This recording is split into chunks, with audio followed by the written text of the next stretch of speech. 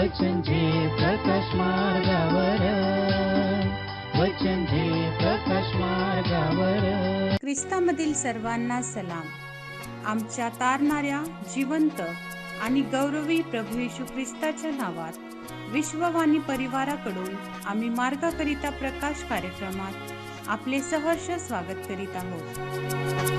सर्व ख्रिस्तासाठी काही, सर्व शक्ती जीव प्राण, शब्द कामे कल्पना नाही, सर्व दीनता सजा, येशू ख्रिस्ता सर्व काही अर्पे सारे जीने जा, येशू ख्रिस्ता सर्व काही अर्पे सारे जीने जा.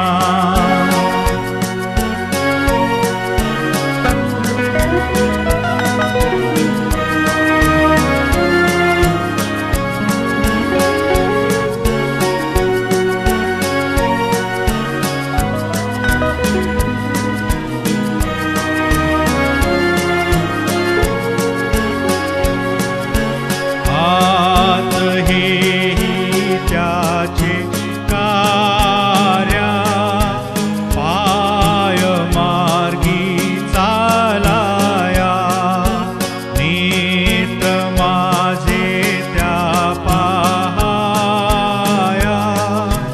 ओठ स्तुती गावया, येशू ख्रिस्ता सर्व काही अर्पे सारे जीने जा, येशू ख्रिस्ता सर्व काही अर्पे सारे जीने जा.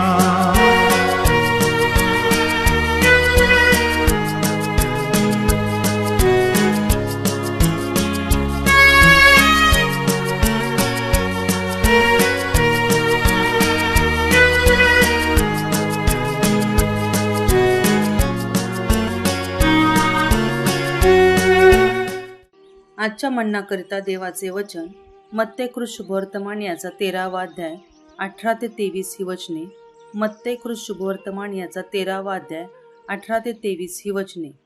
पेरणाऱ्यांच्या दृष्टांताचे स्पष्टीकरण. आता तुम्ही पेरणाऱ्याचा दाखला ऐकून घ्या. कोणी राज्याचे वचन ऐकतो पण ते त्याला समजत नाही, तेव्हा तो दुष्ट येऊन त्याच्या अंतःकरणात पेरलेले ते हिरावून घेतो. वाटेवर पेरलेला तो हा आहे. खडकाळीवर पेरलेला तो हा आहे की तो वचन ऐकतो व ते तत्काळ आनंदाने ग्रहण करतो, परंतु त्यास मूळ नसल्या कारणाने तो थोडाच वेळ टिकतो आणि वचनांमुळे संकट आले किंवा छळ झाला म्हणजे तो लागलीच अडखळतो. काटेरी झाडांमध्ये पेरलेला तो हा आहे की तो वचन ऐकतो, परंतु संसाराची चिंता व द्रव्याचा मोह ही वचनांची वाढ खुंटवितात आणि तो निष्फळ होतो.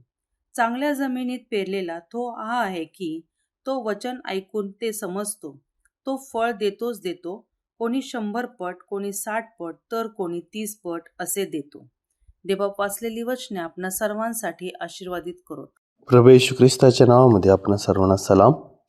आज आम्ही ऐकत आहोत मत्ते शुभवर्तमान अध्याय 13 18 ते 23 ही वचने. बी पेरण्याबद्दल प्रभू येशू ख्रिस्ताने शिकवलेलं आहे. बी म्हणजे देवाचं वचन. आणि ह्या ठिकाणी 4 प्रकारची जमीन सांगितलेली आहे.